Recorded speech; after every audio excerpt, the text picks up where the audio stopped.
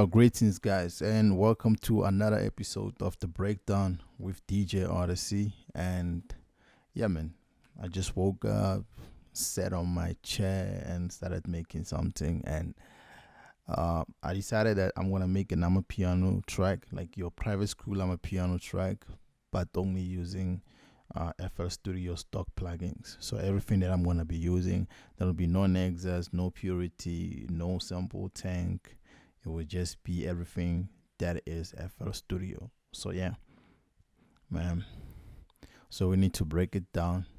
So I'll I'll show you the steps how I got to the final product.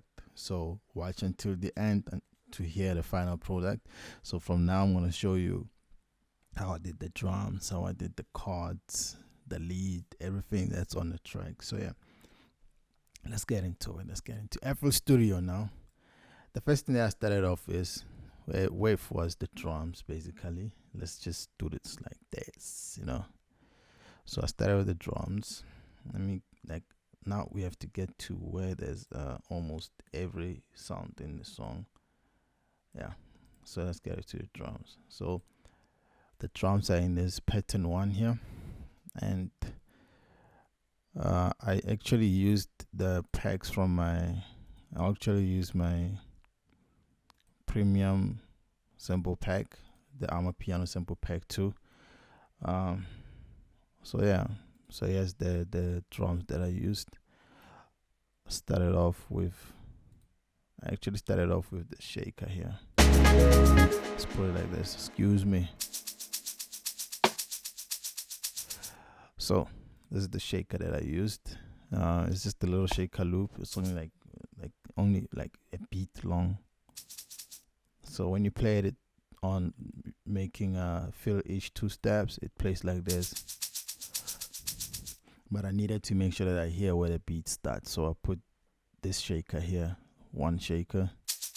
So it comes in once, just to give the song where it actually starts. And then from there I added the kick. And then besides that, I had these other drums that are here on the sample pack.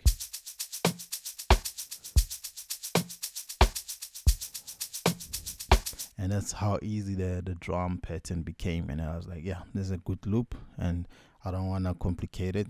And then the next thing that I did on the song was I actually came up with the chords after. So I'll take this, I'll just come from this side because I haven't arranged it the way it's arranged on the playlist. So this is actually how everything came about in the song. When you see these things here, it's how everything came. So the next thing was the chords, and then so with the chords actually came into FL keys. From FL keys I just chose the Rhodes, and then I played the chords, and this is how they sound like. So you can hear some kind of a private school Amapiano, even though it's not too soulful this time, but it gets there. People like Shasha would actually love to sing on such a beat. Something so way too as well. So yeah, like your Daliongas and yeah, man, that whole squad. That's the second thing I came up with was the chords, and I came up with a lead. So let's play how it sounds now. So we had the drums, and I added the chords, and it sounds like this. Excuse me. So it sounds like. Then we put the drums. And the next thing I added was the lead. So we put in the lead. It sounds like this.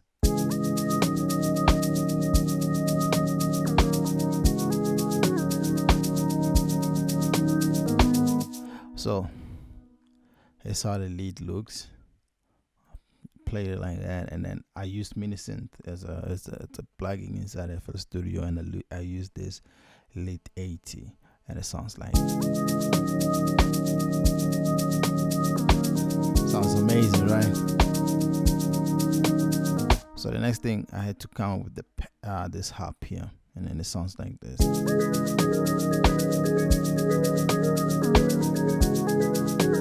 So I loved that lead so much that I still went into mini synth, and then I decided to use this keys hub, and it sounds like this, and it looks like this. Let's play it along.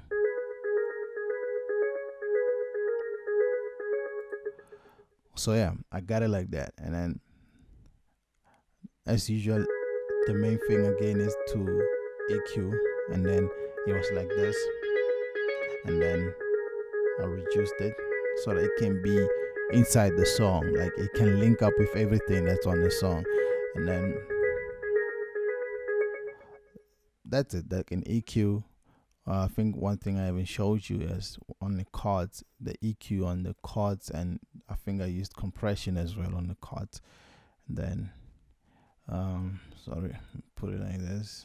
We're here, but we are on pattern mode anyways. So yeah, let's get into the chords. This is how the chords sound like, right? And it's how they look. And then, as you can see, they hit like at almost the same pick, right? Like everything looks like it hits there. So yeah, that was the idea actually. So I used the compression. So how it looks now, it's firstly with compression is, that's how I use it. I'm not gonna say this is how you should use it. This is me personally doing this. If you have other ways of using compression, you can show me, you know. but this is how I use compression. What I do is use the threshold and get to where the waves are, you know, like get to where they are. Like normally, sometimes you can put it here where it should like compress there, but normally it was like this, reset, and then let's reset this, and then so I came here where I want everything to look like, you see what I mean, like to be on the same level. So I look at the waves, and then that's like, okay, fine, here is where everything hits, and I use the ratio. It depends on you how much ratio you want to use. So it's like, it was like this, and then I can still do that. So I did not want a faster attack, so I did the attack like that, so that the first hit could be louder and the rest can just be, it could be like a wave that changes after that. So the release, you can make a slower release, but I needed also a faster release. So it looks like this, and then I actually gained it. So now it will have like a different type of wave when it plays, and then it's nice for me, you know. And after that, yeah, then we have this.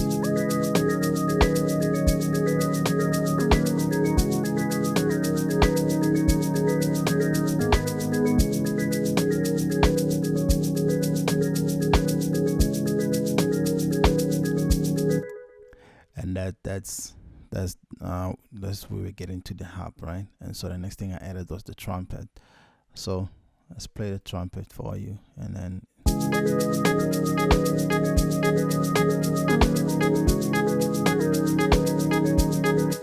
like obvious reasons, like always, the trumpet gets to just play like this, like a saxophone that I don't normally use. So it sounds like this. And the trumpet comes from DX10 as well. You just look for it at the trumpet there. And then the EQ, I did not do much with the EQ. I did not do a lot of cutoffs this time. And then I added some reverb and some delay onto it.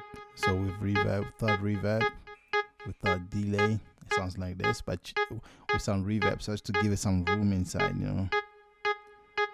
As you can hear, the more you put some reverb, the more it becomes more like full. So yeah, and then I added some delay, and it sounded like that. And then on the song, it sounds like this.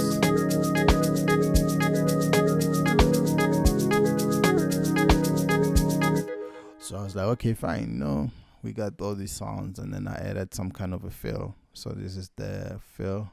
The fill. So the fill is it comes like maybe every 4 bars. It's like a drum pattern a little. So let's get to the drum pattern of it. Like I use the shaker, a wood, and a timbre. So let's play this the shaker now.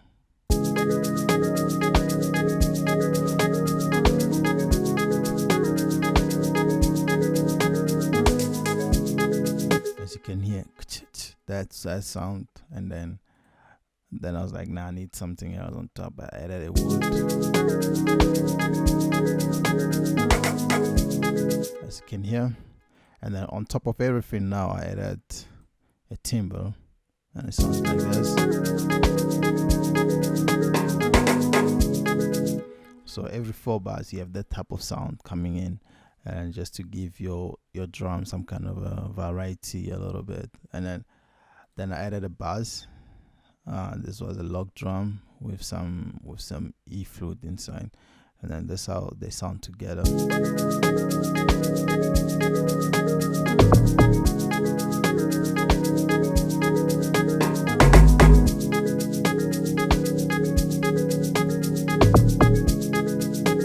So I'm just trying to show you the creative process and how I actually came upon what I'm doing now. This is the process, the whole process, and no edits. With the bass, I use the log drum and an E flute. So let's play the log drum alone. So the log drum would be like something that hits, and then the E flute, it's a bass, but it will be like the sub behind the log drum just to give it more lows on everything. So this is the log drum alone. And then this is the log drum with some E flute on. And then let's get to this point where you can hear both.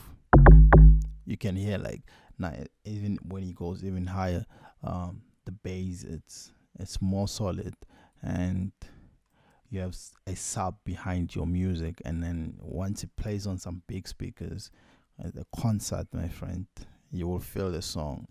You will hear the bass, and because they have some real subs there, and then you will hear something amazing.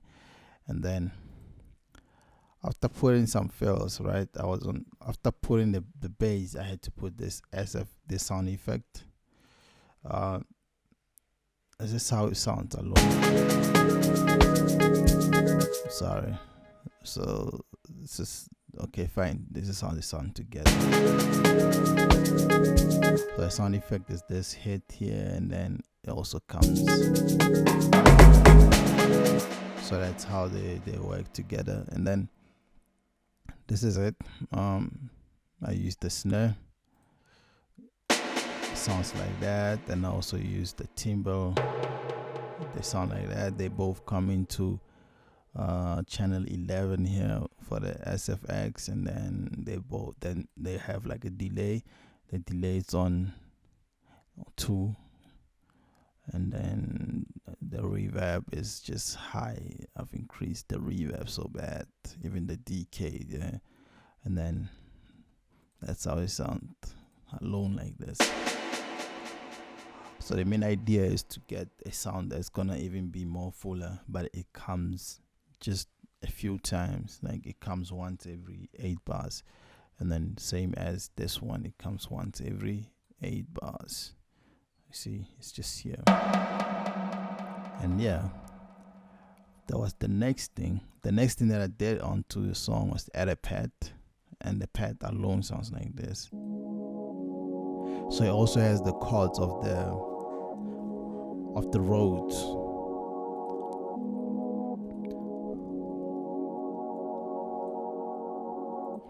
And I use Poison, and the pad is called Analog Assemble, and then it sounds like that. And then once you add the pad into the song, you have this.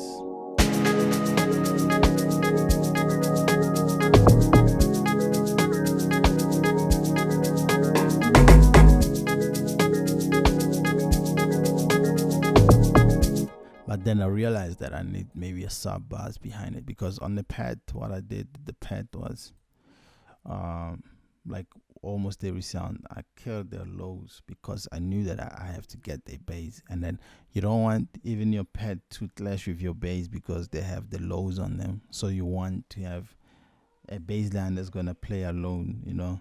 That's how you separate everything. A bass will be a bass. Everything will be on its own. So now let's get into what I added next was the sub bars. So what I did with the sub bars was, let's get into pattern mode. With the sub bars, I used 3 oscillators, 3 XOSC, right? So 3 oscillators here. It comes from 24 here. You just take the pitch, you take it very low, like at 0, and then there's other 2 oscillators. You don't want them to work, so you kill their volumes, so you only have 1 oscillator working, and then that 1 oscillator you put it as a bass line, and it would be like a nice sub bass, and it will sound like this.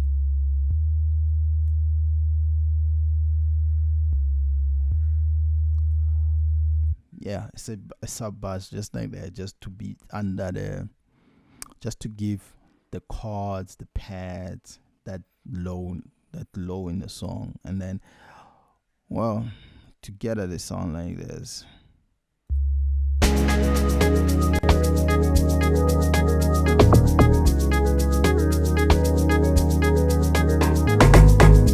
One thing you'll notice is that I did not even put it too high because I have a log drum inside, and I wanted to, when it comes in, you can hear the log drum and you can also hear the bass. So they both have the lows, but you want them, but you want all of them to actually play so that you can hear them. So the sub, what happens with the sub is not supposed to be too high. So you keep it very low, because once you get to bigger speakers, that's where you actually hear the sub. And then on this, you still hear the sub, but wait until you play it on a bigger margin. So the next thing I added was a snare. So the snare comes with the climax of the beat. So the snare is here, right? But it plays where it's not much, but that's where you want the bass to be had, and then more like your log drum to be had the most. And then I even took out the sub here. But let's play the snare alone. It sounds like this. This is the snare. I've already. So yeah. So I decided to add the snare first before I add the log drum for the climax part of the song, because I felt like I did not want it to be too harsh, too much, and everything. So yeah. So that's how the snare sounds like. And then the next thing I had to add was the other log drum. And it sounded like this.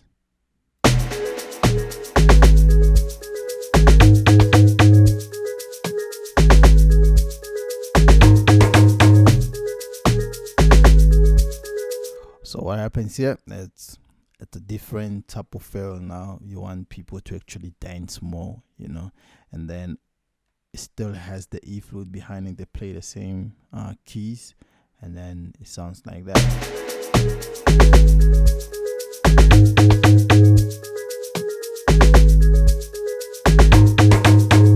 So it was following the snare as well. So that's how I actually came up with this, and then it sounded nice. And then, but I felt like maybe there was something, like it was a little bit empty. So I thought like a little string would do, but a string will play straight. So there's a cello inside Citrus. I started by selecting the cello, then I changed it to a Celtic, but I'm using Citrus in FL Studio. As I said, we're using only FL Studio plugins, and this is how it sounds.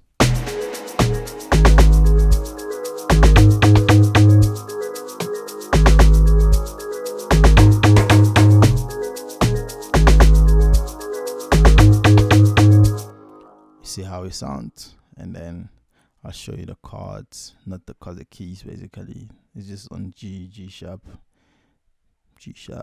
and then nothing major. I hope it doesn't confuse. And the next thing was the strings. which I used for sort of this part where it's like a climax, but it's not a higher climax like this one. And then that's how the strings sound like.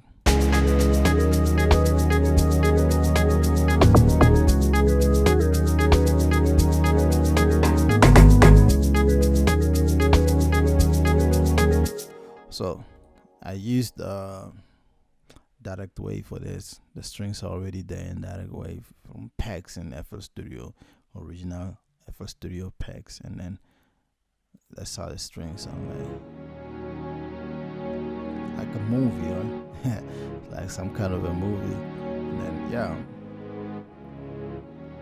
and that kind of sums up the song. The only thing I had to add on the song was this riser, and it sounds like this.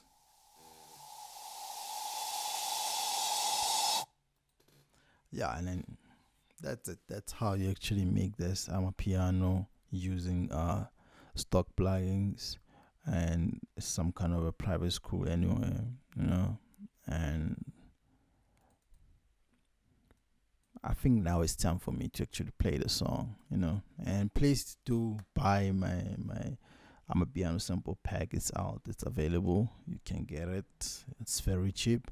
The link is on the description. If you're having problems buying it, you can still buy it via my bank account.